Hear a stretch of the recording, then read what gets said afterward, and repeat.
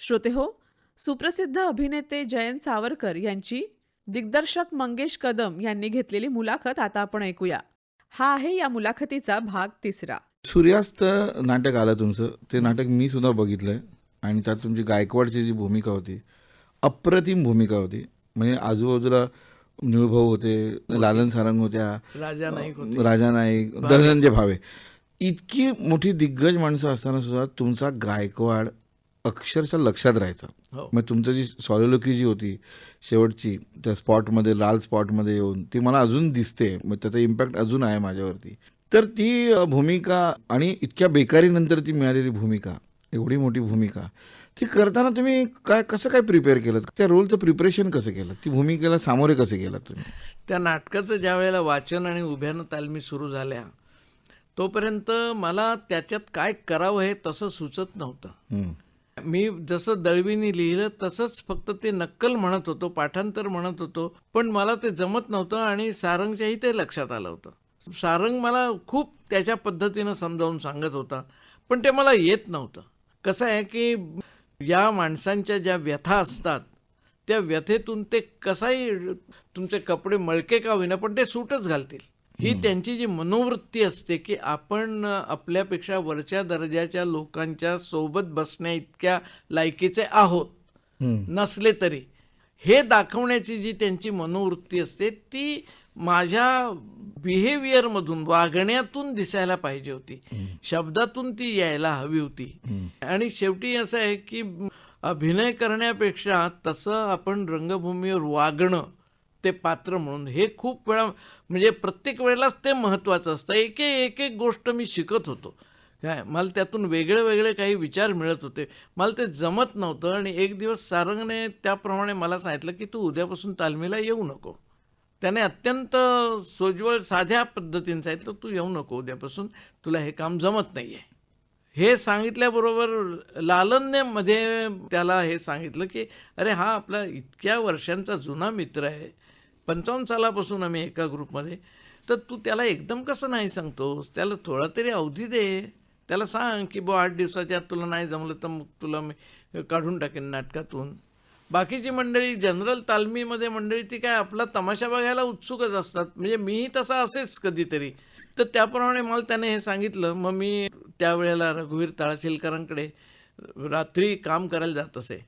तो इंटिरियरची कामं करायचा. फाउंटनला अपना बाजार आहे, त्यांचं इंटिरियरचं काम सुरू होतं आणि तळाशीलकरच्या बाजूनं म्हणून मी तिथे प्रतिनिधी त्याचा म्हणून सुपरविजनला जात होतो. तर तसं जात असताना तिथे एक गृहस्थ अपना बाजारचेच एम्प्लॉई होते, ते तिथे यायचे रात्री कामाला, देखरेख करायला त्यांच्या लोकांच्यावर. ते बोलताना नचा न करायचे आणि नचा न, त्यांना दोन्ही येत होतं म्हणताना, न आणि न दोन्ही येत होतं, पण त्याचा वापर कुठे करायचा योग्य हे त्यांना कधी कळलं नाही, कारण त्यांच्यावर तेच संस्कार झालेले. ते मग मी ऐकलं तेव्हा माझ्या लक्षात आलं हे आपल्याला करायला हवं आहे. आणि मग त्या पद्धतीने मी जेव्हा बोललो तेव्हा सारंग म्हणाला, आता कसं आलं तुला, असं त्याने मला विचारलं. आणि मग गफूर म्हणून त्यावेळेला एक सेटिंगवाला होता, तुम्हाला एक दिवस म्हणाला, सावरकर साहब आपका काम सबसे अच्छा होने वाला है. मी त्याला म्हटलं, हळू बोल, मोठ्यानं बोलू नकोस, नाही तर माझं काम जाईल. गफूरला सांगितलं मी असं, तर तो म्हणला नाही नाही उसमें क्या है. पण माझ्या हे त्याने सांगितल्यामुळे माझा उत्साह अधिक वाढला आणि मी ते इतकं मनापासून मी काम करायला लागलो की मी एरवीसुद्धा सगळ्यांच्याशी वागताना वगैरे कुणीतरी हा वाडीत टाकलेला माणूस आहे असंच थोडंसं वागायला लागलो. काय मला ते आपोआप थोडं डिप्रेशन यायला लागलं आणि ते मला त्या कामात मदत करायला लागलं. त्या डिप्रेशनमुळं मी स्टेजवर आलो तालमीत, फक्त मी नुसतं हसायचं आणि मान खाली घालून बसायचो वाक्य येईपर्यंत. पण त्यांच्या बोलण्यावरच्या प्रतिक्रिया माझ्या डोळ्यातून फक्त मी दाखवत असे आणि त्याच्यावरून माझा पुढच्या वाक्याचा अर्थ आपोआप त्यांच्या बोलण्याशी जोडला जात असे. हे काम माझं त्यावेळेला जेव्हा चांगलं झालं, त्या सूर्यास्ताच्या कामाचं मला म्हणजे पहिल्या प्रयोगाला कडाडून टाळी मिळाली. प्रयोग संपला आणि निळूभाऊनी मला येऊन मिठी मारली. मी म्हटलं, अहो तुमचा पांढरा सदरा आहे, त्याला काळं लागेल माझा. ते म्हटले काही हरकत नाही लागलं तरी. मी म्हणाले सारंगला लिहून कळवलं होतं की गायकवाड ही महत्त्वाची भूमिका जयंत सावरकर या फुटकळ विनोदी काम करणाऱ्या नटाला देऊ नये, तो हे नाटक फुकट घालवील असं म्हणाले मी लिहून कळवलं होतं. वा पण म्हणाले तू माझं म्हणणं खोटं ठरवलंस. वा. आपण मोठेपण आहे त्यांचं नाही? हो, खरोखरच मोठेपण आहे. आणि दळवी पहिले 5-7 प्रयोग समोर बसून रडायचे गायकवाडचं काम बघताना, आणि आतमध्ये येऊन ते मला सांगायचे. हे त्या दळवींचं मला हा एक आणखी वेगळा प्रोत्साहन मिळालं. त्यावेळेला गवा बेहरे सोबत नावाचं साप्ताहिक यायचं. ते मला म्हणाले सावरकर आता जरा साहित्यिकांच्यात वगैरे येऊन बसत जा, कुठे इकडे तिकडे हिंडू नका आता काही फुटकळ असं म्हणाले. पण सूर्यास्त नाटकानं माझा पुनर्जन्म झाला. नट म्हणून जे काय थोडंफार मला मिळत होतं ते सगळं जात चाललं होतं. पण पुन्हा एकदा मी नव्यानं प्रस्थापित झालो की हा एक चांगला नट आहे. मुकुंदराव किर्लोस्करांनी असे उद्गार काढले होते, पुण्याला हाऊसफुल प्रयोग जायचे की प्रेक्षकांनी ब्राह्मणावर प्रेम केलं का गायकवाडवर प्रेम केलं. मी ब्राह्मण आहे हे कित्येक लोकांना माहिती नव्हतं, कारण निळूभाऊंच्या बरोबर मी अनेक ठिकाणी व्याख्यानाला जायचो. त्यावेळेला कुणाला हे गायकवाडचं काम करणारा एक गायकवाड नसलेला कुठल्या तरी दुसऱ्या जातीतला माणूस आहे हे कधीच लोकांना कळलं नाही. काय अर्थात ते कळावं अशी माझी अपेक्षाही नव्हती, कारण मी ह्या गोष्टींवर तसा विश्वास ठेवत नाही. माणूस आपल्या वागणुकीने ठरतो तो कोण आहे. बरोबर. तर हा सूर्यास्त नाटकाचा माझा अनुभव, आणि तिथून मला हळूहळू कामं मिळायला लागली. त्याच्यानंतर तुम्ही अनेक भूमिका केल्या आहेत, तरी त्यात अविस्मरणीय तुम्हाला आवडलेली किंवा तुम्हाला ज्याचा अभिमान वाटावा अशा तुम्ही ज्या काही भूमिका केल्या असतील त्या भूमिकांबद्दल तुम्ही बोलाल का? अशा भूमिका म्हणजे काय, तोपर्यंत मला काही जुनी नाटकातली कामं मिळायला लागली होती. गायकवाडचं दारू पिऊनचा जो सीन होता त्याचा अनुपयोग मला तळीरामाचं काम करताना झाला. तळीरामाचं काम करताना किंवा जुन्या नाटकातलं कुठलंही महत्त्वाचं काम करताना 7 लोक माझ्यासमोर उभे राहायचे. ह्या 7 लोकांना वेळ नसेल तर मला काम मिळायचं. पण तरी सुद्धा मी म्हटलं कधी ना कधीतरी अशी वेळ येईलच. त्यातले काही लोक असे अनेक सिनियर होते की ज्यांची नावं थोडी पडद्याआड जायला लागली होती. त्याच वेळेला मला नेमकं सौजन्य हे नाटकही मिळालेलं होतं आधी. काय तो एक परिणाम प्रेक्षकांच्या मनावर होता. त्यामुळे वेगळी कामं मला तिथून मिळायला लागली. पण पुन्हा एकदा मी म्हणजे आता चाललाय माझा चरितार्थ चाललाय इतपतच होतं, त्याच्यात कुठे काही वैशिष्ट्यपूर्ण मी काही केलं असं नव्हतं. आणि ते झालं ते अपूर्णांक नाटकानं झालं. दळवींचं अपूर्णांक नाटक आलं रंगमंचावर. मला खरं खोटं माहिती नाही, पण ते काम अनेक जणांनी नाही म्हटलं होतं. आणि मला ते काम मिळालं तेव्हा तोंडवळकर म्हणाले हे प्रायोगिक नाटक आहे, मी याचं मानधन देणार नाही. पण दळवींच्या नाटकात काम मिळतंय म्हटल्याबरोबर मी म्हटलं मला मानधन नकोच आहे. वास्तविक माझी परिस्थिती नव्हती, पण तरी सुद्धा म्हटलं मला नको आहे मानधन, मी करायला तयार आहे काम. पण त्याने मला पैसे दिले हा भाग नंतरचा झाला. पण त्यावेळेला संजय मोनेनं अशी तोंडवळकरांकडे तक्रार केली, सावरकर एकटेच त्या दिग्दर्शकाला घेऊन बसतात आणि त्याचं आमच्याकडे मग लक्षच नसतं. म्हणजे गमतीने तक्रार केली. पण संजय मोने होते, स्मिता तळवलकर होती, त्यामुळे मी फार धसका घेतला होता की हे काम आपलं होईल की नाही, या दोघांच्या समोर मी उभा राहू शकेन की नाही. मग त्या अपूर्णांकमधल्या त्या कामाचं मी मूळ शोधून काढलं. ठणठणपाळ नावानं दळवी मॅजेस्टिकच्या मासिकामध्ये काही लेख लिहित असत. त्यात त्या लेखकावर त्यांनी ती भूमिका बेतलेली होती.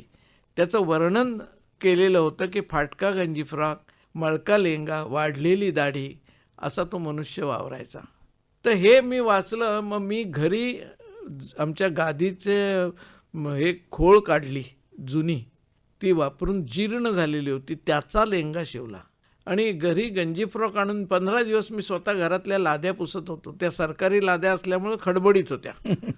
त्यामुळे तो गंजी फ्रॉक आपोआप अनेक ठिकाणी फाटला, पण तो कात्रीनं कापल्यासारखा दिसला नाही. त्याच्यामुळे जीर्ण झाला आणि त्यामुळे ती वेशभूषा माझी इतकी शोभून दिसली की दळवींनी मला विचारलं की तुम्ही हे कुठून काढलं. मी म्हटलं तुम्हीच मॅजेस्टिकच्या मासिकामध्ये लिहिलेलं आहे ठणठण पाळ या नावानं. ते म्हटलं मी वाचलं आणि काढलं शोधून. त्यात फक्त मला त्यांनी काठी फरफटत न्यायची एवढं त्यांनी मला सांगितलं, काठी उचलून न्यायची नाही. आणि ती अपूर्णांकमधली माझी भूमिका खूप गाजली. त्या वर्षीचा मला नाट्य दर्पण मासिकाचं लक्षवेधी अभिनेता म्हणून पारितोषिक मिळण्याचे चान्सेस आले. जवळजवळ ते नक्की झालं, पण ते परीक्षकांपैकी 2 परीक्षकांनी अपूर्णांक पाहिलं होतं. त्यांनी असं लिहून दिलं होतं की हे पारितोषिक यांना द्यावं. पण 3ऱ्या परीक्षकानं ते नाटक पाहिलेलं नव्हतं आणि तो म्हणाला दुसरे 2 परीक्षक हे जरी माझे मित्र असले तरीसुद्धा त्यांच्या सांगण्यावरून मी माझं मत देणार नाही. मग एक प्रयोग आणखी करायचं ठरलं. त्यावेळेला स्मिता तळवलकर म्हणाली या नाटकाचा एक प्रयोग करून निर्माता जास्त तारखा मिळवेल आणि दुसऱ्या नाटकांचे प्रयोग लावेल. त्याने जर 10 प्रयोग कबूल केले तर मी काम करीन, नाही तर नाही. संजय मोने तालमीलाच आले नाहीत. त्यावेळेला रवींद्रमध्ये वरून पाणी गळत होतं. इथे पाणी गळतं, इथे कशी तालीम होणार, छे मी चाललो असं म्हणून त्याच्या नेहमीच्या स्वभावाप्रमाणे तो गेला. आणि स्मिताने अपूर्णांक नाटक ते बुकिंग त्याला होत नव्हतंच. अशा परिस्थितीत निर्मात्याला 10 प्रयोगांची अट घालणं म्हणजे गाभण गाईचं दूध काढण्यासारखं आहे हो. तर त्यामुळे ते तसंच राहिलं आणि मला ते त्या वर्षीचं हे मिळालं नाही बक्षीस. मी त्या कलावंताला सांगितलं तू त्यावेळेला असं असं केलंस. असं केलं मी, मला नाही आठवत, असेल म्हटलं. सूर्यास्त झालं, अपूर्णांक झालं, आणखीन कुठली एखादी भूमिका आठवते का? अपूर्णांकाच्या नंतर मला जरा आव्हानात्मक भूमिका, मोठ्या भूमिका, महत्त्वाच्या भूमिका याला द्यायला हरकत नाही असं एक मत निर्मात्यांच्या मध्ये झाल्याचं मला दिसून यायला लागलं. कारण ते चांगल्या भूमिकेसाठीच विचारायचे. तर त्यामुळं मला आठवतं की दुरितांचे तिमिरे जाऊ मधली पंत ही भूमिका ही रिप्लेसमेंट म्हणून माझ्या गळ्यात पडली. पण ती इतक्या अचानकपणे पडली की मला स्वतःला असं विश्वासच वाटेना की हे मी करू शकेन की नाही. आणि तेवढा वेळही नव्हता विचार करायला. तरी पण ती भूमिका मी पार पाडली. म्हणजे दुपारी 1:30 वाजता मला पेंढारकर भेटले आणि म्हणाले चला माझ्याबरोबर. मी म्हटलं कुठे? शिवाजी मंदिरला चला. म्हटलं कशाला? तर म्हणाले दुरितांचे तिमिर जाऊचा प्रयोग आहे, हाऊसफुल प्रयोग आहे आणि तो मला कॅन्सल करता येणार नाही. तर ते पंताचं काम करणारे माधव अस्वल जे आहेत ते गोव्यात अडकले आहेत, ते येऊ शकत नाहीत. तर हे काम तुम्ही करा. मी म्हटलं आत्ता 2 तासात पंत? अहो म्हटलं कसं शक्य आहे? नाही मला नाही नाही हे तुम्हालाच जमेल आणि तुम्ही चला माझ्याबरोबर. जबरदस्ती घेऊन गेलो. बरं अण्णा हे व्यवसायातलं इतकं मोठं नाव आहे भालचंद्र पेंढारकर की त्यांच्या कुठल्याही शब्दाला विनंतीला नाही म्हणायचं कसं, हा पेच पडावा एखाद्या नटाला. त्यामुळे मी गेलो त्यांच्याबरोबर. मग मी त्यांना म्हटलं मला आता पुस्तक द्या. तर ते पुस्तकच मिळेना, पुस्तकच नाही कोणाकडे. ते शेवटी टेप रेकॉर्डरवाल्याकडे मिळालं, कारण त्याला दुसऱ्या दिवशी ते पुस्तक त्याच्या बदली येणाऱ्या माणसाला द्यायचं होतं, क्यू सकट लिहिलेलं. ते पुस्तक मला मिळालं. मग मी ते पुस्तक वाचलं आणि मी उभा राहिलो. आणि काय माझ्यावर रंगदेवता अशी प्रसन्न झाली की मी एकही वाक्य न चुकता सगळे रिस्पॉन्सेस विदाऊट प्रॉम्प्टिंग, सगळ्या एंट्रीज, सगळं अप्रतिम इतकं काम केलं की कुणाला कळलंच नाही की ही मी रिप्लेसमेंट म्हणून आयतेवढी उभा राहिलोय. पण ते नाटक तुम्ही आधी बऱ्याच वेळा बघितलं. पण ते नाटक मला विचारलं की हे साहित्य संघात आलो, दाजी माझ्या पाया पडले, लायब्ररीत सगळ्यांच्या समोर पाया पडले. म्हणाले की आता काय करू मी? म्हणाले काय म्हणू मी तुला? कसं काय तू हे एवढं पाठ करू शकलास? मी म्हटलं कसं पाठ करू शकलो हे मलाही सांगता येणार नाही. पण हे नाटक मी 57 साली 22 वेळा पाहिलं होतं. काही प्रयोग मामा पेंडसे आजारी असल्यामुळे नव्हते, त्यांच्या बदली श्री जोगळेकरांनी काम केलं म्हणून पुन्हा मी त्यांचंही काम बघायला गेलो होतो. का गेलो मला माहिती नाही, पण माझ्या डोळ्यासमोर एकच होतं, शंकर गाणेकर करतोय ते काम आपल्याला मिळालं पाहिजे, ते काम आपल्याला करायचं आहे. त्याचं एक वाक्य मला फार मोहात टाकायचं. काय बाबूराव तुम्ही अलीकडे जास्त बोलताय. साहजिक आहे हो, मामलेदार लाचखाऊ असला की पटेवाला उर्मट असायचाच. हे वाक्य मला इतकं आवडायचं की मला त्या वाक्यासाठी तरी हे काम मिळालं पाहिजे असं वाटायचं. म्हणून मी ते नाटक इतक्या वेळा पाहिलं आणि मला काम करायला लागलं ते पंताचं. पुढं मला पेंढारकरांनी विचारलं की हे काम तुम्ही कायम कराल का? मी म्हटलं व्यवस्थित तालमी घेऊन जर काम बसवणार असाल तर मी करतो. आजचं काम झालं याच्यावर जाऊ नका. बरोबर आजचं झालं हा अपघात आहे. बरोबर बरोबर. तर ते त्यांनी मान्य केलं आणि मग त्यांनी माझ्या तालमी घेऊन ते माझं काम बसवलं. तेव्हा मला पेंढारकरांनी त्यांची मराठी बोलायची पद्धत कशी आहे आणि लोक म्हणाले हसतात मला, मी वाक्यावर स्ट्रेस जोर देऊन बोलतो, पण म्हणाले मी ते बोलतो त्यावेळेला या नाटकाची भाषा कोणाची आहे, ती काय पद्धतीची आहे आणि कशा पद्धतीनं काय लयीत ती बोलली तर त्याचा परिणाम साधेल याचा विचार करतो. तेव्हा मला त्यांनी ते पंताचं वाक्य कसं बोलायचं हे त्यांनी मला शिकवलं. मामांची कॅसेट मला दिली आणि ते म्हणले याच्यावरून तुम्ही अभ्यास करा म्हणजे तुम्हाला कळेल. मुळात ह्या लोकांचे स्वर, बोलण्याचे स्वरच मुळी इतके उंच असायचे की आपला गळा तिथेच फाटून जाईल. पण मी ते अंगवळणी पाडून घेतलं की आपलं बोलायचं, आपलं वाक्य त्यातला अभिनय येण्यापूर्वी आपली जी हालचाल आहे ती त्याला पोषक पाहिजे. तुम्ही रंगमंचावर पाऊल टाकल्यानंतर तुम्ही पुढं काय करणार आहात याचा अंदाज प्रेक्षकांना आला पाहिजे की ह्यांचं काय वाक्य असेल पुढचं. हे मी खूप लोकांचं, हे जुन्यातल्या लोकांचं हे मी पाहिलं आहे. पहिलं पाऊल टाकलं की आता काय बोलणार याचा अंदाज यायचा. ती बॉडी त्यांची बोलायला लागायची. म्हणजे त्याच्यामध्ये अलीकडे आपण त्याला म्हणतो बॉडी लँग्वेज, पण ती बॉडी लँग्वेज खरोखर अस्तित्वात आहे हे बॉडीचा वापर करणाराच नट सांगू शकेल. आणि ते मी बरोबर ते बघितलं होतं. पेंढारकरनी मला ती कॅसेट दिली आणि मग त्याच्यावरनं माझ्या लक्षात आलं, तुम्ही या घरातली साखळी चोरलीत, दिगवर आळ आणलात, होय, हे बघा तुम्हाला जर सुख हवं असेल तर माझं सुख तुम्हाला पाहिलंच पाहिजे आणि हे मान्य नसेल तर मुकाट्यानं मान खाली घाला, स्वयंपाकघरात जा आणि हाच पती जन्मोजन्मी लाभो अशी परमेश्वराची प्रार्थना करा.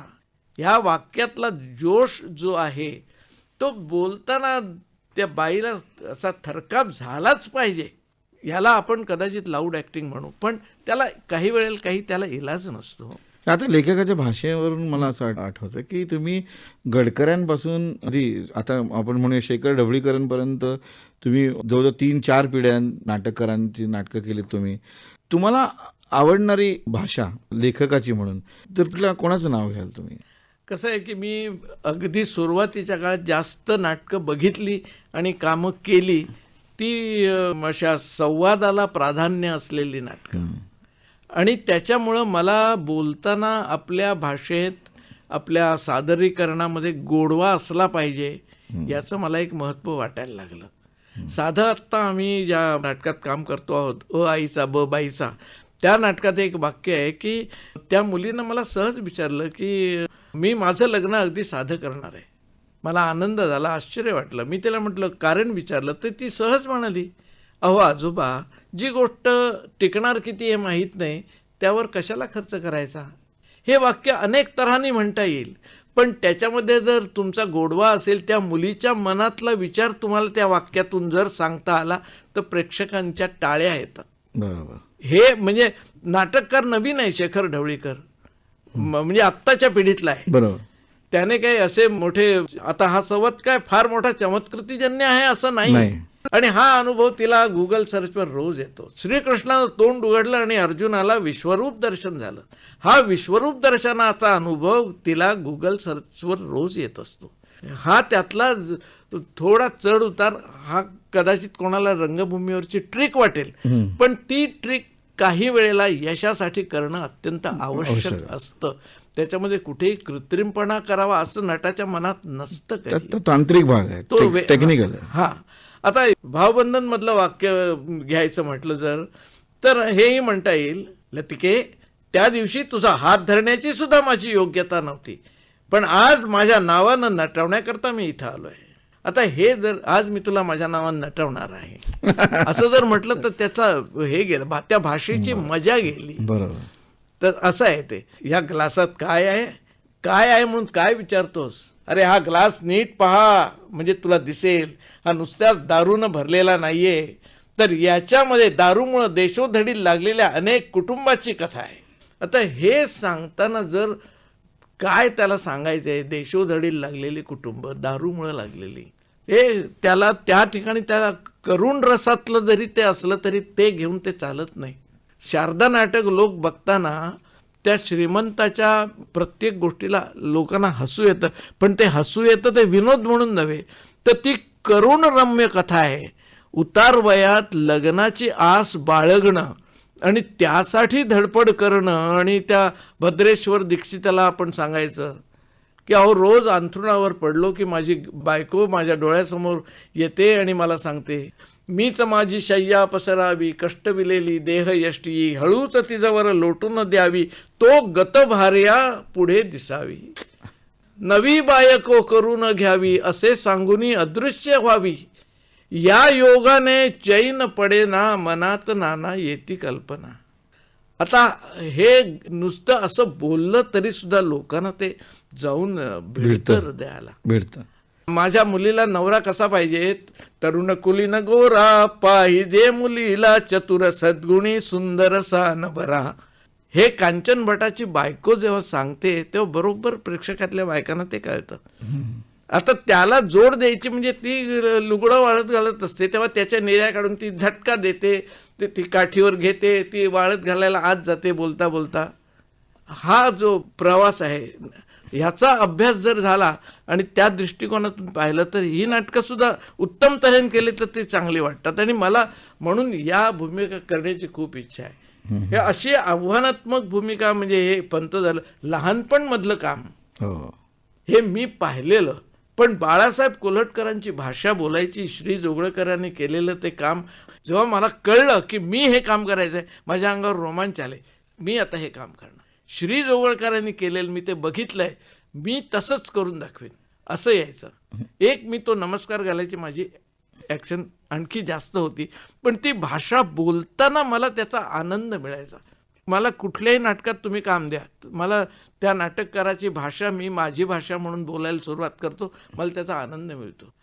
आता बेबनशाहीमधलं एक मगाशी मी म्हटलं तर तसंच ते त्यातलं खाशाबा आणि सर्जाबा ही जोडी आहे त्यातली विनोदाची. वसंत शिंदे आणि शंकर घाणेकर ही दोघं जण इतकं अप्रतिम ती कामं करायचे. मी ते कितीतरी वेळा बघितलेलं आहे. नाटक बघायला मी एकदा गेलो बेबनशाही, तर कोणाला तरी कळलं की मी नाटक बघायला बसलोय. मला आतमध्ये बोलावून घेतला. सूर्यकांत संभाजी होता आणि मला सांगितलं की पुढचा प्रवेश खाशाबा सर्जाबाचा आहे, तर खाशाबाचं काम करणारा आलेलं नाहीये, तर तू आत्ता खाशाबाचं काम कर. अरे देवा. मी म्हटलं आत्ता? मी अहो नाटक बघायला आलोय. नाही नाही नाही नाही नाही, आम्हाला कळलंय तू करू शकतोस, तू कर. मग केलं. बापरे. पहिलं वाक्य, या फाटक्या तब्येतीच्या माणसांकडे पोरीबारींना बघवतच नाही की काय कोणास ठाऊक. असंच असणार, नाहीतर चंद्रावळीसारख्या तरण्या ताट्या पोरीचं मन वळवायच्या करामतीवर कब्जीनं माझ्यासारख्याची नेमणूकच केली नसती. कुठं ढिल्या नशिबानं गोता खाल्ला आणि ह्यो असा वक्रतुंड चेहऱ्याचा निपाजलो. पैजेचा इडा उचलून आली तरी बाईची छाती व्हायची नाही, माझं पाऊल वाकडं पाडायची. आता हे वाक्य जर नीट नाही बोललं तर कसं कळणार लोकांना? बरोबर. म्हणजे जसे लेखक वेगवेगळ्या प्रकारचे हो. त्यांची शैली असायची, त्या शैलीप्रमाणे तो अभिनय झाला पाहिजे, तर ते लोकांपर्यंत ते. आणि त्यामुळे मला प्रत्येक काम हे असं आव्हानात्मक वाटायचं. भले ती रिप्लेसमेंट असो किंवा कशीही असो.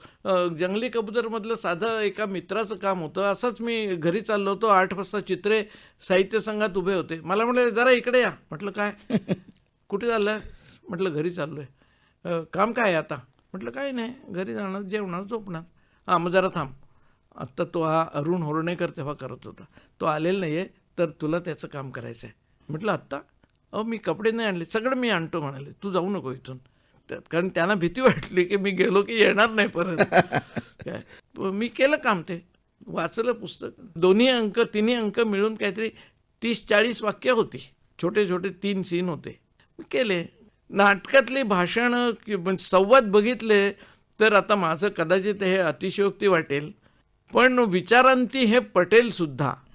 एका ठराविक मर्यादेपलीकडे जाऊन संवाद नसतात, शैली वेगळी असते. 26 मुळाक्षरामध्ये जशी भाषा सगळी शेक्सपियरची सुद्धा आहे तसंच आहे. अरे म्हटल्यावर माणूस कारे म्हणणार, कुठे काय असं तरी म्हणेल. बरोबर. त्या प्रत्येक शब्दाला काय उत्तर असायचं ही ठरलेली आहे. तो त्या 7-8 उत्तरा पलीकडे जातच नाही. मग त्यातलं नेमकं इथे उत्तर कुठलं आहे हे आपल्याला लक्षात ठेवायचं असतं. पण च्या व्यवसायातले फार कमी लोक इतका विचार करतात.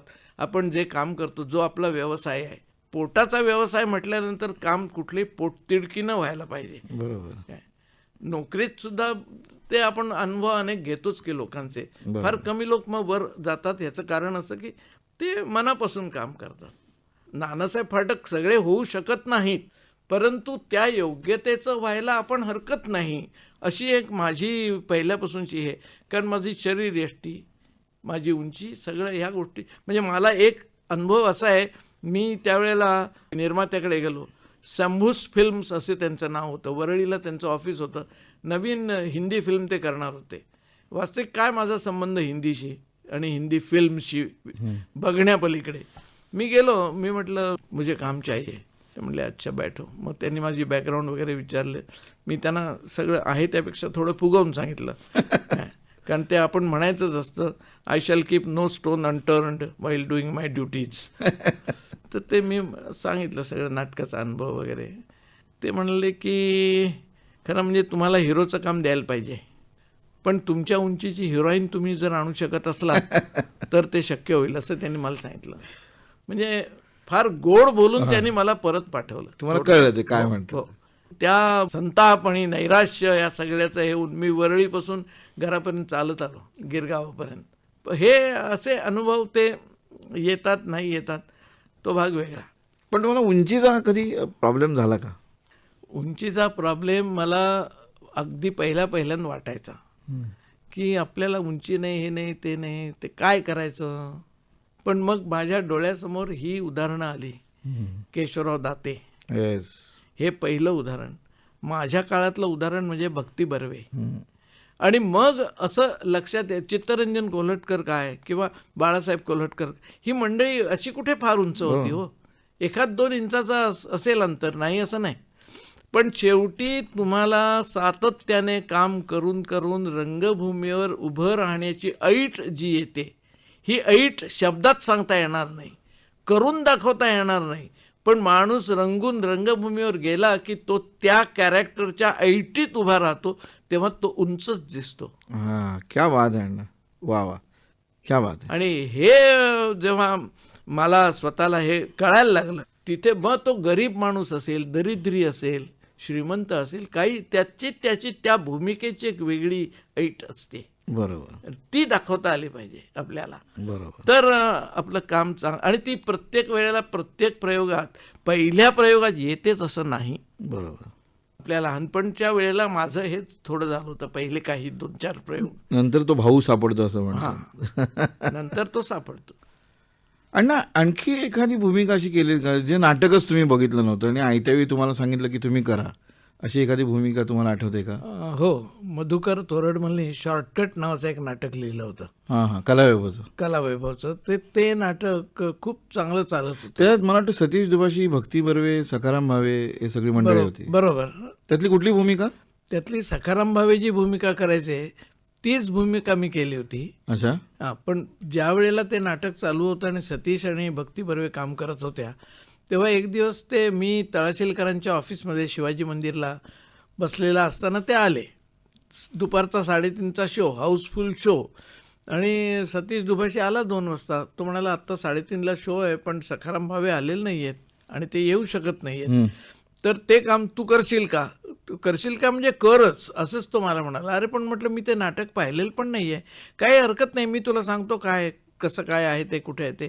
आणि तो अगदी इतका माझ्या पाठीमागे लागला. मी शेवटी त्याला अट घातली. म्हटलं एका अटीवर करतो, तू स्टेजवर मला हसवायचं नाहीस कुठल्याही परिस्थितीत.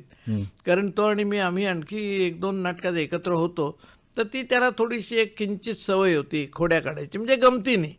त्यात कुठे काही दुसऱ्याचं काम पाडावं वगैरे असला हेतू नव्हता. पण तो हे सतत मला करायचा. आम्ही दोघे चांगले मित्र होतो. तर म्हटलं तसं करायचं नाही, कारण हे मी नाटक न पाहिलेलं आहे आणि मी ते काम करणार आहे आणि ते काम गंभीर आहे. तर तो म्हटला हो ठीक आहे, मी नाही कर. आणि मग मी म्हटलं की मग मला सांग आता काय पुस्तक दे मला आधी. त्यानं मला नक्कल दिली. तो म्हटला आता मी प्रॉम्प्टर कुठे ठेवू? म्हटलं नको, मला कोणीही नको सहाय्यक. माझं मी काय तो गोंधळ घालीन, माझं मी निस्तरीन. तुम्हाला म्हटलं त्याचा त्रास होणार नाही, मला फक्त मुवमेंट काय आहेत तेवढ्या सांग. त्याने मला तेवढ्या मुवमेंट सांगितल्या. मी ते वाचलं सगळं आणि अर्ध्या तासात मेकअप बिकअप करून मी तयार झालो आणि मी ते नाटक केलं आणि काही चुकलं नाही. सगळं व्यवस्थित जसंच्या तसं झालं आणि जेवढे रिस्पॉन्सेस ओरिजिनली सगळ्यांना येत होते तेवढेच मलाही आले आणि माझं खूप कौतुक झालं. तोंडवळकरनी त्यावेळेला मला 100 रुपये प्रॉमिस केले, ते त्याने मला त्यावेळेला दिले. दुसऱ्या एकाने आणखी काही प्रॉमिस केलं. ते प्रॉमिसेस समजा ती विंगेत उभं राहून भावनेच्या आधारे जाऊन माणूस काही बोलतो, तर त्याला काही अर्थ नाही. पण ते माझं काम चांगलं झालं. मग पुढे काही प्रयोग मी ते काम करत राहिलो. पण नंतर मग असा प्रश्न आला की सूर्यास्ताचेही प्रयोग सुरू होते. ते दुभाषी मला सांगायला लागलं की तू सूर्यास्त नाटक सोड, हे नाटक कर, हे नाटक जास्त चांगलं आहे. मी म्हटलं असं नाही, नाटक कुठलं चांगलं आहे हे तू ठरवू नको, माझ्या दृष्टीने कुठलं चांगलं आहे हे मला ठरवू दे. बरोबर. तर म्हटलं मी त्या नाटकात पहिल्यापासून मी काम करतो आणि त्या संस्थेत मी इतके दिवस काम करतोय, तेव्हा मी ते कसं सोडू? ते नाही मी सोडणार, तुम्हाला तारखा ॲडजस्ट करायला लागतील. तो म्हटला नाही, मग आम्ही दुसरा माणूस घेऊ. म्हणून मग त्यांनी दुसऱ्या नटाला घेतला आणि ते नाटक पुढं तसंच सुरू झालं. पण त्या शॉर्टकट नाटकाची गोष्ट अशी की मी अजिबात न पाहता सुद्धा ते काम कसं करू शकलो याचं मलाही नंतर आश्चर्य वाटत आणि होतं. काय टेक्निक असेल हो? म्हणजे न बघता तुम्ही ते वाक्य तुमचे पाठ कसे होत असतील? काय मला तरी असं वाटतं की कुठल्याही गोष्टीला ठरलेलीच उत्तरं असतात. तुम्हाला एखाद्या माणसाने विचारलं येतोस का माझ्याबरोबर, तर तो माणूस आयदर त्याला नाही तरी म्हणेल, येतो तरी म्हणेल, 10 मिनिटांनी येतो म्हणेल, आज मला जमणार नाही, उद्या जमेल असं म्हणेल. पण ते उत्तर असेल ते त्याच्या बाहेर संवाद कुठल्याही नाटकाचे जात नाहीत असं माझ्या अनुभवावरनं मला वाटतं. आत्तापर्यंत मी जवळजवळ 100-125 नाटकातून कामं केली आहेत. प्रयोग किती झाले त्याची मोजदाद मी कधी केलीच नाही, कारण काम करणं एवढं मला महत्त्वाचं होतं. बरोबर. लढाईमध्ये समोरच्या सैनिकाला जसं वाटतं किती मुर्दे पाडले, हे काय घरी बायकोला हिशोब द्यायचा नसतो. शत्रू समोर उभा राहिला की त्याला हाणायचा, एवढं एकच ध्येय. तसं प्रयोग करणे, मग नाईट तुम्ही किती देता बघू, काय द्याल ती, तेवढेच आपल्या नशिबात होते असं म्हणायचं. पण म्हणून व्यवहार आपला चुकवायचा नाही हा भाग वेगळा. पण त्यासाठी मी कधी अडून बसलो नाही, माझे पैसे कधी बुडाले नाहीत आणि मला कधी त्याचा पश्चातापही करायची वेळ आली नाही. पण या शॉर्टकटसारखं आणखी एक नाटक मी केलं, त्याचं नाव शिवसंभव. हे शिवसंभव नाटक फार कमी लोकांनी आपल्याकडे पाहिलेलं आहे. शिवाजीच्या जन्मावरची कथा, वासुदेव शास्त्री खरे लेखक. हे नाटक जेव्हा व्ही शांतारामांच्या राजकमल संस्थेनं रंगभूमीवर आणायचं ठरवलं मोठ्या प्रमाणावर आणि चांदीची घंटा वगैरे वाजली आणि पडदा उघडला, ते नाटक, त्याच्यामध्ये पाळणा म्हटला होता लता मंगेशकर यांनी. आणि त्या नाटकात बाबूराव पेंढारकर होते, माई भिडे होती, प्रभाकर मुजुमदार होते, बाळ कोल्हटकर होते, आणखी अनेक लोक होते. तर ते नाटक पहिला प्रयोग पाहायला मी गेलो, कारण ते नाटकाचं दिग्दर्शन केशवराव दातेंनी केलं होतं, म्हणून ते मला जास्त आणखी बघायचं होतं. तर ते नाटक पाहताना बाळ कोल्हटकरांचं काम पाहिलं, त्यातलं गांजे कसाचं, आणि म्हटलं अरे चा, हे काम आपल्याला करता येईल, खरं तर मिळायला पाहिजे मात्र आपल्याला, असं मी आपलं मनात म्हटलं. तशी माझी सवय आहे ती, मी प्रत्येक नाटकात बघायला गेलो की बघतो, हां हे यातलं काम मला जमण्यासारखं आहे, कधीतरी आपल्याला मिळालं पाहिजे असं मी नेहमीच म्हणतो. आणि तसंच त्या दिवशी म्हटलं. आणि पुढं 10-12 वर्षांनी तेच नाटक मधुकर तोरडमलांनी काढलं वत्सलाबाई देशमुखांना घेऊन. त्यात मोहन मुंगी काम करत होते या गांजे कसाचं, आणि ते नाशिकला काही कामासाठी गेले होते, ते येऊ शकत नव्हते. म्हणून उदय धुरत मला 4 वाजता विचारायला आला की तू हे काम करशील का. तर केव्हा आहे म्हटलं प्रयोग, तो म्हटलं आज संध्याकाळी 7 वाजता आहे. म्हटलं करतो, मला पुस्तक आणून द्या. पण म्हटलं माझं नाव कोणी सांगितलं, तर म्हटलं माधव आचवलला आम्ही विचारलं. माधव आचवल म्हणाला हे नाटक मी पाहिलेलं नाही, मला काय माहितीसुद्धा नाही या नाटकाची, त्याचा पोशाख काय आहे इथपासून. पण म्हणलं तू जयंताला विचार, त्याने कदाचित पाहिलं असेल. त्याप्रमाणे मी ते पाहिलं होतं, मी ते काम केलं. काका केणी वगैरे ही सगळी मंडळी होती त्यावेळची, आणि सुकुमार होते, आदे पाटील होते. त्यांनी मला मूर्खात काढलं की हे कशा करता तू नाटक करतोयस, ही भाषा कशी वेगळीच भाषा आहे, ही तुला जमणार नाही. अरे वासुदेव शास्त्री खऱ्यांची भाषा आहे, हे होणार नाही, तुझं पाठ होणार नाही. मी म्हटलं बघूया तर खरं, नाही पाठ झालं तर काय होईल, फार तर तो प्रवेश होणार नाही सगळा. तर मी तोरडमलला वगैरे सांगितलं की मी आयत्यावेळी असं काम करतोय. मी म्हटलं आपण माज कशाला दाखवा, उगाच जी सत्य वस्तुस्थिती आहे ती सांगावी. सांगितलं त्यांना. तोरडमल म्हटले काही हरकत नाही, तू काम कर व्यवस्थित. आणि मी सगळं बोललो. उलट एक वाक्य मी आणखी पदरचं बोललो त्या पुस्तकात नसलेलं. हां. हमसे जो टकराएगा मिट्टी में मिल जाएगा, अच्छा. असं मी एक वाक्य त्यात बोललो. त्याला मला टाळी आली आणि ते काम माझं चांगलं झालं. पुढं त्यांनी प्रयोग त्यांचे थंडावले, तो भाग वेगळा. पण मी शिवसंभवसारख्या नाटकात वासुदेव शास्त्री खरे यांच्यासारखा विद्वान लेखक, त्याच्या लिहिण्याची पद्धत वेगळी, ऐतिहासिक भाषा, याच्यात मी काम केलं. मला असं वाटलं की हे एक आपलं वेगळं सर्टिफिकेट आहे आणि म्हणून मी त्या आनंदात होतो. मी केलं काम. मला काही त्याचं वाटलं. अशी अनेक कामं अशी अनेक वेळेला मी केलेली आहेत. विशेषतः मी तुम्हाला सांगतो की आता एखाद्या कलावंताच्या मदतीसाठी किंवा कशासाठी तरी प्रयोग करायचा झाला तर 10 वेळा लोकांना विचारायला लागतं, आज आम्ही असा असा एक समारंभ करतो आहोत, तर तुम्ही त्या दिवशी मोकळे आहात का, तुम्ही याल का, तुम्ही कुठे आहात त्या दिवशी, तुमच्या प्रवास खर्चाचं आम्ही बघू काय ते. पण मी एक शारदेचा प्रयोग पाहिला आहे, एक बेबनशाहीचा असा प्रयोग पाहिला आहे. बेबनशाहीच्या प्रयोगात सगळ्या नटांनी फुकट कामं केली, सुमतीबाई गुप्तेंपासून सूर्यकांतपासून सगळ्यांनी. कारण ते नाटक करणाऱ्या ठेकेदाराला 5,000 रुपये कर्ज झालं होतं, तर सगळ्यांनी फुकट काम करून त्या ठेकेदाराला 5,000 रुपये दिले. वा. हे एक उदाहरण. आणि दुसरं उदाहरण मी जे बघितलेलं आहे ते असं की नागेश जोशी हा एक लेखक होता. त्याच्या स्मृतिदिनानिमित्त शारदा नाटक करायचं ठरलं. त्यावेळेला वाद झाला की आपण नागेश जोशींची पुण्यतिथी करूया. तेव्हा एक सज्जन नट म्हणाले की नागेश जोशींची पुण्यतिथी करायची. एक जण म्हणाला की नाही, स्मृतिदिन करायचा. साहजिकच तो स्मृतिदिन म्हणून साजरा केला गेला. पण त्यात शिपायाचं कामसुद्धा नानासाहेब फाटकांनी केलं होतं. त्याला दोन वाक्य होती. अनेक मोठे मोठे नट मग नुसता उभा तरी राहतो, नुसते 2 वाक्य तरी म्हणतो, चुरमुऱ्याचा पुडा साखरपुड्याला देतात तो तरी घेऊन येतो. अशी त्यावेळेला सगळ्यांच्यामध्ये एक स्पर्धा असायची आणि हिरिरीनं हे सगळे मोठे नट त्यात सामील व्हायचे आणि त्यामुळे आमच्यासारख्यांना हे सगळे नट एकत्र बघायला मिळायचे. कारण आम्ही बॅकस्टेजला असायचो किंवा इकडून तिकडे काहीतरी धावपळ करायची, असे आम्ही असायचो. असा एक प्रयोग षण्मुखानंदला झाला. त्यावेळेला मराठी रंगभूमीच्या इतिहासात तळीरामाचं काम निळू फुलेंनी केलेलं आहे. अच्छा. हे कुणालाही माहिती नाही. ते त्यांचं काम मी बसवून घेतलं. लालन सारंगने गीताचं काम केलं आणि एकच प्यालामधला तो पूरग्रस्तांच्या मदतीसाठी आम्ही एक प्रवेश केला, तो तळीराम आणि गीता, निळूभाऊ आणि लालन सारंग. कारण त्यावेळेला सूर्यास्त नाटकाचे जोरदार प्रयोग सुरू होते. लालन आणि निळू फुले यांची आणखी 2-3 नाटकं सुरू होती, सखाराम बाइंडर, बेबी वगैरे. आणि हे कोणाला माहीत नाही. आता हे मीच करवून घेतलं त्यांच्याकडून म्हणून. पण निळूभाऊनी गडकऱ्यांची भाषा बोलणं हा एक माझ्या दृष्टीनं मोठा योग आहे. कारण निळूभाऊ वेगळ्या क्षेत्रात वावरलेले, राष्ट्रसेवा दल हे त्यांची बॅकग्राऊंड. तिथून ते सखाराम बाइंडर नंतर सूर्यास्त या नाटकातून आलेले निळूभाऊ गडकऱ्यांच्या नाटकात सुद्धा त्यांनी काम केलं हे मी म्हणू शकतो. कारण मी ते त्यांच्याकडून घेतलं करून घेतलं आणि मी भगीरथाचं काम केलं त्यांच्याबरोबर.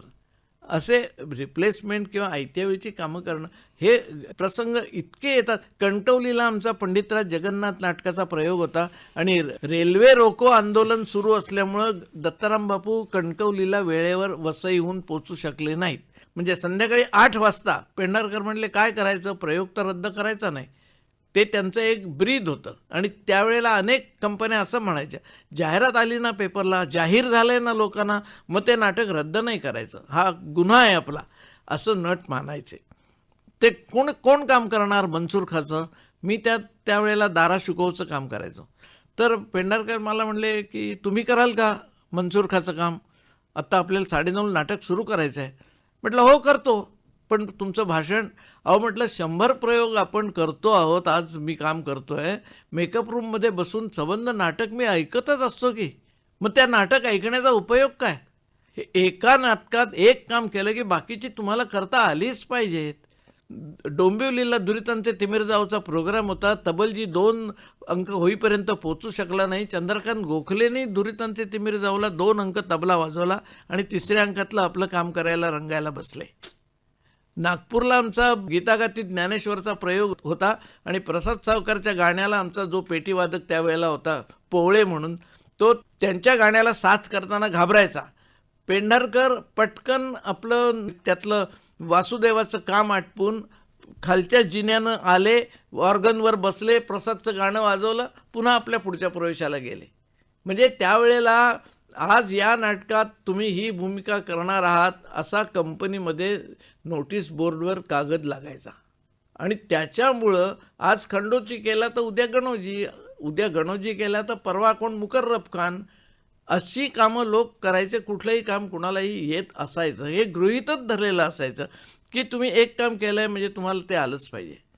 नाटकाला लागणारं प्रत्येक गोष्ट, प्रत्येक तुम्हाला लागणारी वस्तू तुम्हाला माहिती पाहिजे, तुम्हाला ते करता आलंच पाहिजे.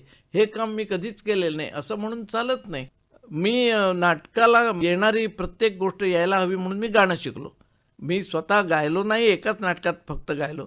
पण तत्पूर्वी माझ्याजवळ फी भरायला पैसे नव्हते म्हणून मी गेलो नाही. 3 महिने क्लासला. गोविंदराव वगनी माझ्या घरी आले आणि मला म्हणाले, का नाही आलात क्लासला? मी म्हटलं, माझ्याजवळ पैसे नाही आहेत फी द्यायला.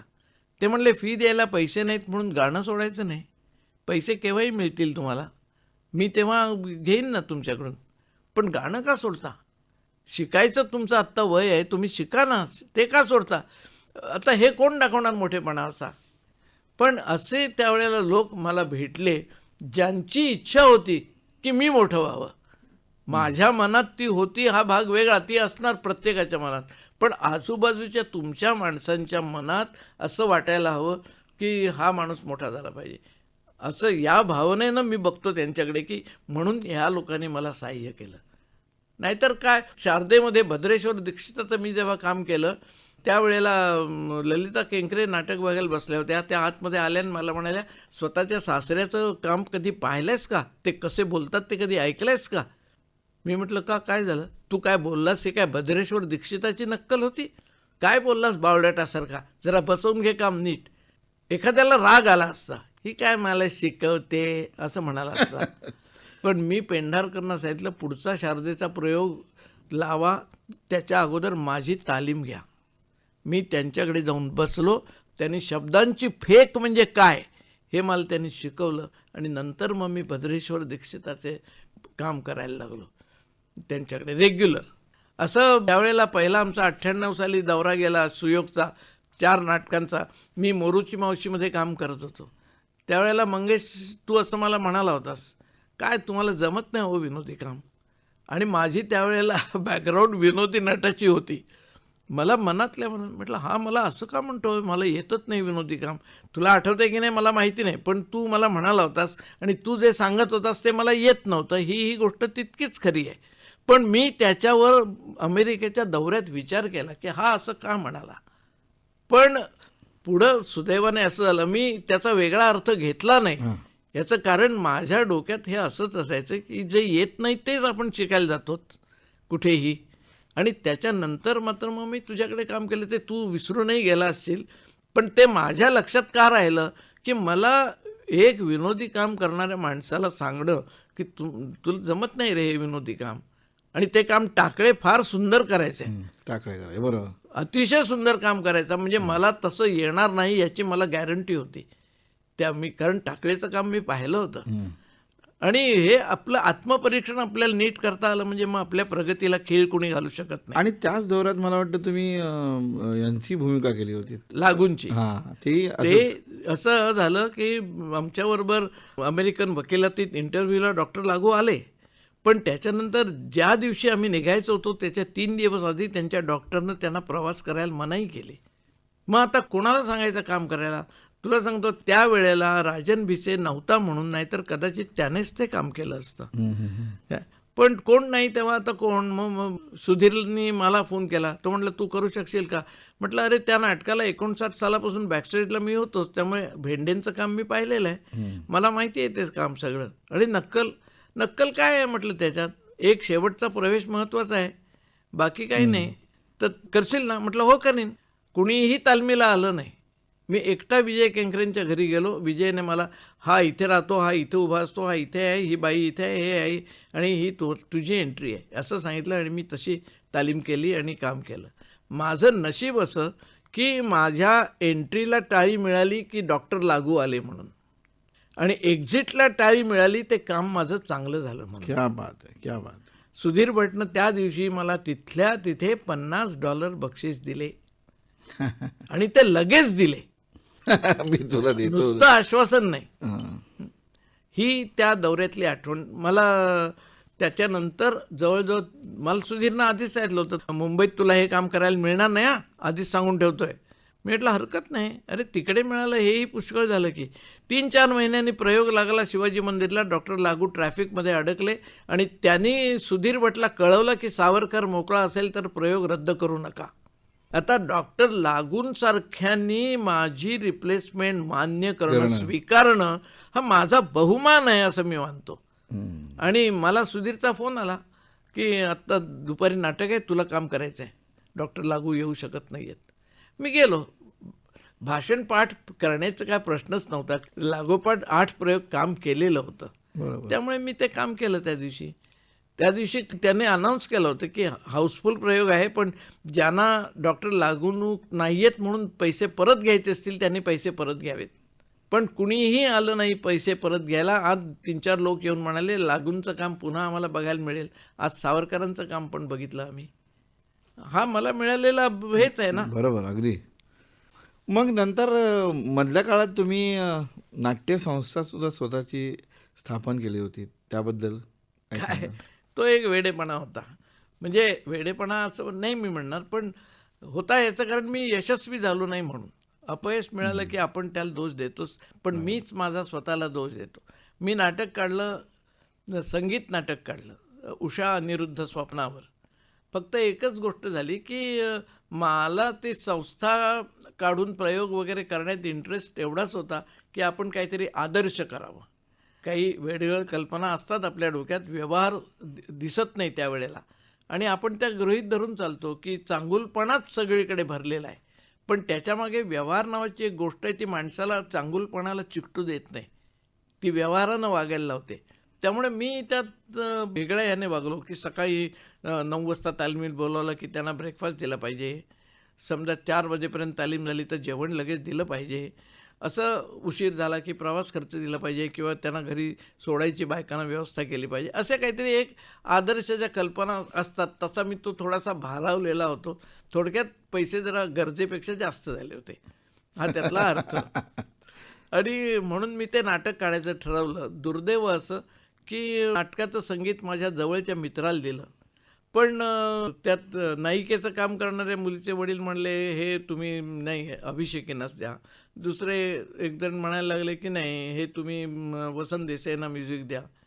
तर शेवटी मी असं म्हटलं की नाटक मी काढतोय, पैसे मी घालतोय, तेव्हा कुणाला द्यायचं का हे काम ते मी ठरवीन. असं मी म्हटल्यामुळे माणसं दुखावली गेली, कारण माझी सांगण्याची पद्धतही थोडी रूढ होती. पण ते झालं. नाटकाचे 7 प्रयोग आम्ही केले. पहिल्या प्रयोगाला ते नाटक कोसळलं. निव्वळ जाहिरातीवर नाटक हाऊसफुल झालेलं होतं, पण आम्हाला आमच्या ड्रेसवाल्याने रंगीत तालमीपर्यंत ड्रेस दिले आणि प्रयोगाच्या दिवशी असं कळवलं की सगळे पैसे दिलेत तरच ड्रेस पाठवतो, नाही तर पाठवणार नाही. त्यावेळेला तळाशीलकरांनी पुढाकार घेऊन त्याच्याकडे हमी घेतली माझी पैशाची आणि मग ते मगरला ड्रेसवाल्यांना कपडे पाठवले. आम्ही इतक्या अप्रतिम ड्रेसेस वगैरे केले होते, तळाशीलकरनंच केलं होतं त्याचं डिझायनिंग. तर त्या याच्यात अर्धा पाऊण तास उशीर झाला नाटक सुरू व्हायला. प्रेक्षकांनी खूप आरडाओरड वगैरे केली. त्या सगळ्या गडबडीमुळं नारदाचं काम करणारा नवीन नट होता, तो पहिल्याच गाण्याला बेसूर झाला. आयतच प्रेक्षकांना कोलीत हातात मिळालं. बाणासुराचं काम, राक्षसाचं काम करणारा जो नट होता तो चांगला तगडा वेगळा असा होता व्यवस्थित, पण तो पहिल्या एंट्रीलाच इतक्या जोरानं बोलला आपल्या आवाजाचा हे लक्षात न घेता की त्याचा पहिल्या त्या वाक्यालाच आवाज बसला, पुढचं वाक्यच त्याच्या तोंडून फुटलं नाही.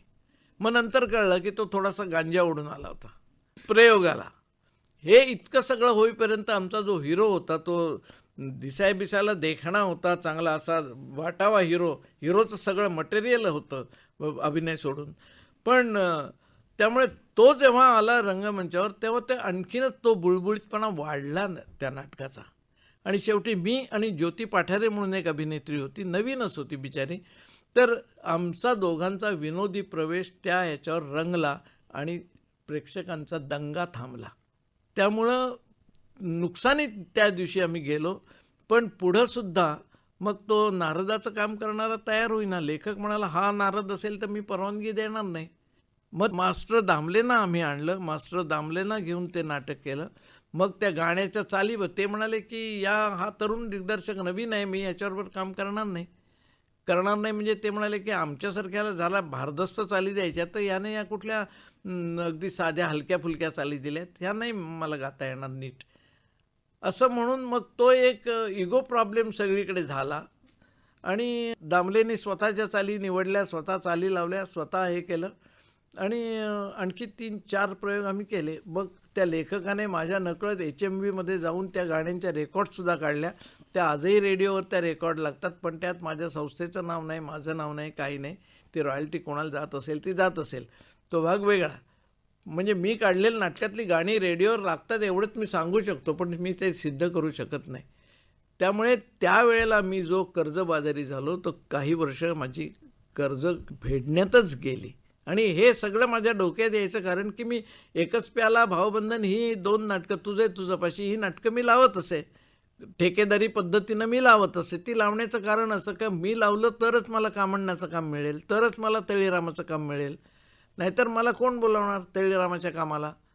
म्हणून मी ती लावायला लागलो. मग ती लावताना मग दाजी मला मदत करायचे म्हणून तुझ्यापाशी मी लावायचो. चित्तरंजन मदत करायचा म्हणून मग भावबंधन लावायचं. असं करत ते मला त्यात थोडेसे पैसे मिळायचे, नाही असं नाही, काही हातबट्ट्याचा व्यवहार तो झाला नाही. पण ठेकेदारी वेगळी आणि निर्मिती करणं वेगळं. बरोबर. त्याच्यामुळे माझं सारखं लक्ष त्या ह्याच्यात असायचं. कर्ज सगळं फिटलं. पुन्हा एकदा मी प्रयत्न केला. गुंतता हृदय नावाचं नाटक, त्याची मी CD केली होती. तर ते करताना मी असं ठरवलं आपण हे नाटक काढायचं. तर मला एक फायनान्सर भेटला. तो म्हणला मी पैसे घालतो, चल करूया. मी एका प्रमुख नटाला विचारलं तर तो म्हणाला हो मी करतो, आपण एक 15-20 दिवसांनी तालमी सुरू करू. 15-20 दिवसांनी तो खूप बिझी झाला, त्यामुळे तो म्हणाला आता मला वेळ नाही. मग मी आणखी 3-4 लोकांना विचारलं, सगळ्यांनी मला करतो सांगितलं, पण नाही म्हणून शेवटी नाही. मग तेवढ्यात दिग्दर्शक म्हणाला आता मी 2-3 महिने अमेरिकेला जातोय, म्हणून मी आता काही करू शकत नाही. अशा रीतीनं मग तो फायनान्सर म्हणला तुझ्या शब्दाला किंमतच नाही दिसत आहे या व्यवसायात. तेही मी ऐकून घेतलं. म्हणजे आपल्या नाटकात आहे ते स्वीकारलं, सोसलं, तसं झालं. मग मी म्हटलं की ठीक आहे, याच्यात एकच गोष्ट झाली की कुणाचं आर्थिक नुकसान माझ्यामुळे झालं नाही, फायनान्सरचे पैसे गेले नाहीत. मी म्हटलं ह्याच्यापुढे निर्मिती हे आपल्याला यश देणारी गोष्ट नाही आहे, तेव्हा आपण त्यात पडायचं नाही. आणखी कोणी निर्मिती करणारे भेटले तर त्यांना मदत करणं वगैरे हे मी काही दिवस केलं, नाही असं नाही.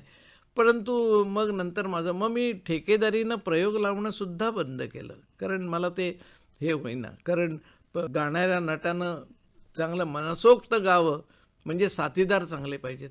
चांगले साथीदार मिळेन असे झाले. आमच्या वेळचे असले गोविंदराव गेले, वासुदेव चंद्रचूड ते गेले, अनेक लोक असे गेले, पुष्कळ जमा झाले. आणि मग उद्वेग आला आणि मी म्हटलं नको, आपल्याला जमतंय तेवढं आपण काम करूया. कारण मग घरात पण सगळ्यांना त्रास व्हायला लागला. असं घरातल्यांच्या बोलण्यावरून दिसायला लागलं की तुमच्या हौसेपायी तुम्ही दारिद्र्य आमच्यावर पण लादताय, असं व्हायला लागलं. तर मी म्हटलं हे नको, पुरे खूप झालं. कारण शेवटी कुटुंब प्रमुख म्हणून आपली जी काय कर्तव्य असतात ती पार पाडली तर तुमच्या व्यसनांकडे सुद्धा लोक दुर्लक्ष करतात. पण ती पार न पाडता नुसतंच तुम्ही निर्व्यसनी राहिलात तर त्याचंही कौतुक होत नाही. बरोबर. हे सगळे अनुभव जमेच घेतले आणि मी म्हटलं शेवटी आपल्याला नाटकात कामं करायला दिली, हा व्यवसाय पत्करायला दिला, हे आपल्या कुटुंबाचे आपल्यावर फार मोठे उपकार आहेत. बरोबर. तेव्हा आपण त्याच्यातच समाधान मानायचं. विशेष म्हणजे आमच्या घरातल्या लोकांनी अभिमान बाळगला की आमचा एक माणूस, मुलं म्हणायची माझे वडील, बायको म्हणायची माझा नवरा, नाटकात काम करतो. कारण बाकीची आपली वागणूक आणि या सगळ्या गोष्टी सुदैवानं माझ्याकडून अशा ठेवल्या गेल्या आपोआप. परिस्थिती नाही, परवडत नाही म्हणून मी व्यसन कधी करू शकलो नाही. हौस नव्हती असं काय नाही, काय प्रत्येकाला हौस असते, पण ते मला जमलं नाही. कारण माझा विचार डोक्यात असा असायचा, मी स्वतःवर जर आज 5 रुपये खर्च केले तर घरातल्या प्रत्येक माणसावर तेवढे खर्च करणं मला जमेल का? 40 रुपये नाईटमध्ये मी काय करू शकणार होतो? आम्हाला भत्ता असायचा 1 रुपया किंवा 1.5 रुपया. 5 पैशाचे 10 पैशाचे चणे घ्यायचे जास्तीत जास्त, पण एका भत्त्यामध्ये सकाळचं रोज दूध प्यायचा हा माझा नियम होता. म्हणजे मग आपल्याला जेवणसुद्धा असंच घेतलं पाहिजे जे आपल्याला परवडेल. 100 सव्वे 80 हा हिशोब फार सोपा आहे हो. 80 सव्वे 100 कळायला काळ जावा लागतो. श्रोते हो, आत्ताच आपण ऐकत होतात सुप्रसिद्ध अभिनेते जयंत सावरकर यांची दिग्दर्शक मंगेश कदम यांनी घेतलेली मुलाखत. हा होता या मुलाखतीचा भाग 3. ही आकाशवाणीच्या मुंबई केंद्राची निर्मिती होती.